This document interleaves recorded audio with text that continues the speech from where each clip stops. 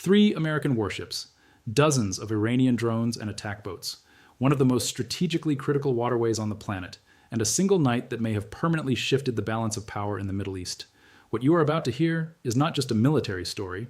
It is the story of a calculated, precise, and ruthless operation that sent a message so loud, Tehran is still processing what hit them. Stay with me, because what happened on May 7th in the Strait of Hormuz goes far deeper than any headline you've read. And if you leave this video right now, you will miss the part that actually matters. Let's set the scene.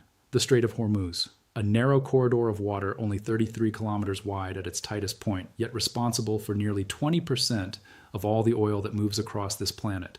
For months, Iran had been using this strait as a pressure weapon. Revolutionary Guard, fast boats, drone swarms, surveillance networks, all of it positioned to make any ship think twice before entering those waters. Iran believed it held the key to this corridor. On May 7th, the United States decided to take that key away. 3 destroyers were cutting through those waters that morning. The USS Truxtun, a combat-hardened guided missile destroyer that had sailed all the way from Norfolk. Right behind it, the USS Raphael Peralta, equally armed, equally prepared, and rounding out the formation, the USS Mason, a vessel equipped with some of the most advanced close-in defense systems afloat. These were not patrol boats. These were floating fortresses, and they were moving with clear intent through Iran's self-declared zone of dominance. Within minutes of entering the critical corridor between Hormuz and the Gulf of Oman, warning lights erupted across every radar screen on all 3 ships. Hidden launch ramps along the Iranian coastline had opened up. Anti-ship projectiles were already airborne. Then came the drones, waves of Iranian unmanned aerial vehicles descending from above, locking onto the silhouettes of billion-dollar warships. And then, racing across the surface of the water at full speed, swarms of IRGC fast attack boats moving in tight formations, coordinated, aggressive, and absolutely convinced they were about to score the most humiliating blow against the United States Navy in a generation. Iran's doctrine in this strait has always been the same. Overwhelm, confuse, swarm, use cheap munitions against expensive targets, create chaos so fast that the enemy cannot process it all at once. It had worked before in training simulations. It had worked psychologically in decades of posturing. But on May 7th, it ran directly into something it was never designed to defeat, a fully combat-ready American naval formation that had been expecting exactly this moment. The response was immediate, and it was total. Close-in weapon systems on all 3 destroyers opened up against the incoming drones, shredding them out of the sky in rapid succession. Standard missile systems acquired aerial targets and eliminated them one by one with surgical precision. The fast attack boats racing across the water were rendered non-operational within seconds by the destroyer's defensive systems. And then, the MH-60 Seahawk helicopters lifted off from the decks one after another, and they flew directly toward the origin points of the attack, delivering air-to-surface munitions to silence the threat at its source. According to U.S. Central Command, not a single one of the 3 ships sustained any damage, not a scratch. Now here's where the story shifts from defense to something far more consequential, because what came next was not a cautious diplomatic response.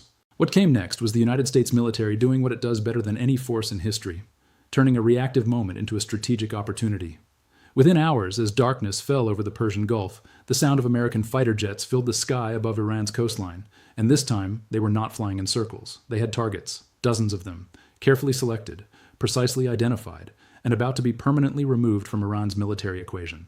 The targets were spread across 5 distinct coastal regions: Bandar Abbas, Qeshm Island, the Sirik coastal area, Bandar Kamir, and the Manab coastal regions. And if you think those are just random dots on a map, you are about to understand why the people sitting in Tehran's command centers went completely silent the moment those missiles started landing. Because each one of those locations represented a critical pillar in Iran's asymmetric warfare architecture.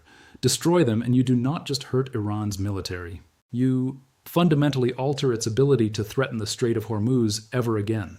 Bandar Abbas was the crown jewel of Iran's naval power projection. This was not simply a port city.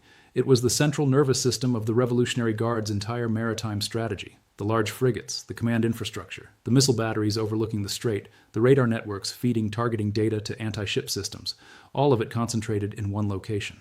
For years, Iran's ability to credibly threaten commercial and military shipping in Hormuz depended on what was housed in Bandar Abbas: silkworm missiles, sunburn missiles, C-801 guidance systems, radar arrays that had been scanning the strait for decades.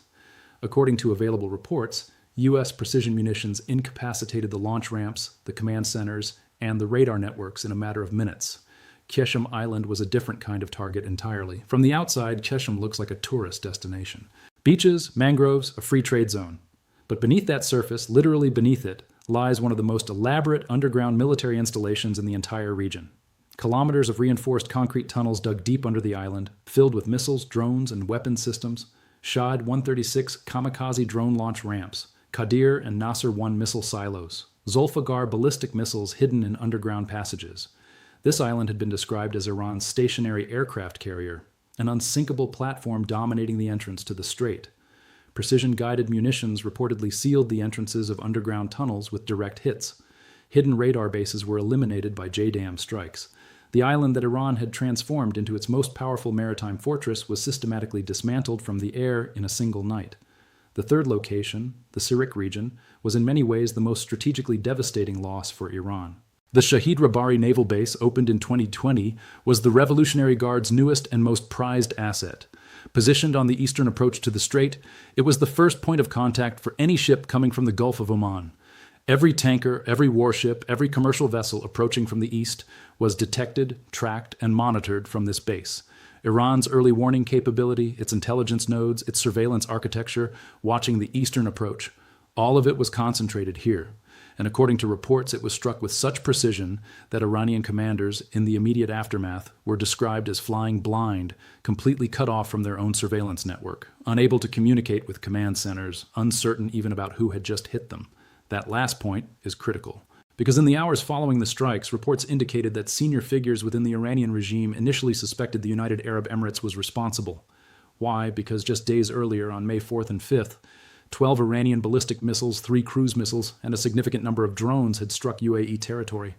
Fires had burned in the Fujairah industrial zone. Iran had denied involvement. And now, with massive explosions lighting up their own coastline, the immediate assumption in Tehran was that the UAE had retaliated. The UAE Defense Ministry said nothing. It simply watched. And when the truth emerged that this was a direct U.S. military operation launched from carriers in the Gulf and supported by a massive aerial refueling bridge out of Al Dhafra Air Base, the silence in Tehran must have been deafening. The air operation itself was a logistical masterpiece that deserves to be understood on its own terms. More than 5 aerial refueling aircraft launched simultaneously from UAE airspace, creating what analysts described as a fuel bridge in the sky. KC-135 Stratotanker aircraft flew continuous loops over the Gulf, keeping strike aircraft armed and airborne for hours. The USS George H.W. Bush, already operating in the Gulf, had launched its aircraft.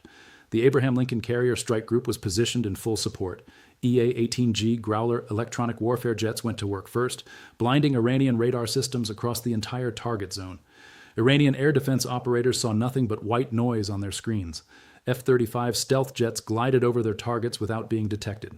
Super Hornets delivered precision munitions on command infrastructure. The United States used 0 ground forces. Every single target was struck from range, from altitude, from stealth. It was a demonstration not just of military capability, but of a doctrine that says, we can reach anything, anywhere, at any time, without putting a single boot on your soil. Now, the diplomatic dimension of all this is where the full picture comes into focus. Because this military operation did not happen in isolation. It happened inside a very specific diplomatic moment. Iran had recently brought a 14-point proposal to ceasefire negotiations. And the demands inside that proposal were, by any reasonable measure, extraordinary. Complete withdrawal of all American military forces from the region, full war reparations, return of frozen assets, billions of dollars in compensation, and perhaps most strikingly, an entirely new control mechanism for the Strait of Hormuz, one under Iranian supervision. President Trump rejected every single point. And just before the attack on the destroyers, the United States had delivered Iran a 1-page memorandum of understanding through Pakistani diplomatic channels. 1 page, 30 days to negotiate a final resolution, immediate opening of the Strait of Hormuz as a precondition, complete restraint of all proxy forces, Hezbollah, the Houthis, every militant network Iran funds across the region, full halt of the nuclear program.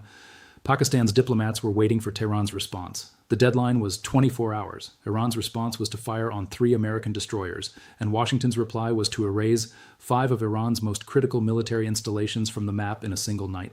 White House Press Secretary Caroline Leavitt stood before cameras the following morning and delivered a statement that left very little room for interpretation. She said that if Iran does not accept the military reality now facing it, further and more severe consequences will follow. These were not empty words. The Trump administration has built its entire regional strategy around a single principle: Peace through demonstrated strength, not through promised restraint. And every action taken since the beginning of this crisis has been calibrated to reinforce that principle with increasing force. What is at stake here goes well beyond Iran and the United States. The Strait of Hormuz carries 1/5 of the world's entire petroleum supply. Tanker insurance premiums have already risen sharply. China's alternative shipping routes are under immense pressure. Japan, which depends on Gulf oil for a significant portion of its energy needs, is watching this strait with enormous anxiety. New sanctions drafts co-sponsored by the United States and Bahrain are circulating in UN corridors. Saudi Arabia has quietly activated its third pipeline route that bypasses Hormuz entirely. The entire architecture of global energy logistics runs through this one narrow waterway. And right now, that waterway is controlled not by any international body, not by shipping agreements, not by diplomatic convention, but by the outcome of a military confrontation that is still unfolding. Iran now sits at a crossroads that offers very little room for maneuver.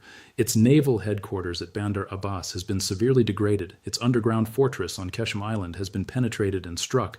Its newest surveillance base at Sirik has gone dark.